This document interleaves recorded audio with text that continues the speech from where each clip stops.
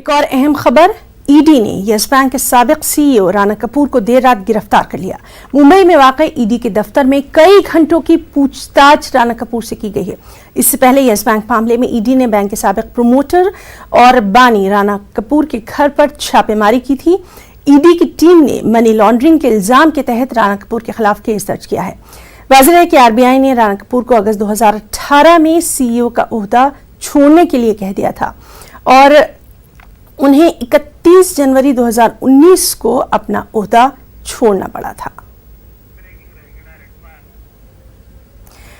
और इसी से जुड़ी अहम खबर कि राना कपूर की अहलिया को ईडी दफ्तर लाया गया है।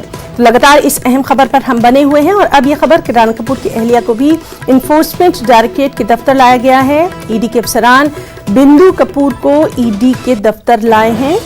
और इस सब के बीच में एक और खबर आपको दे दें कि राना कपूर को सेंट जॉर्ज मेडिकल कॉलेज जांच के लिए ले जाया गया है।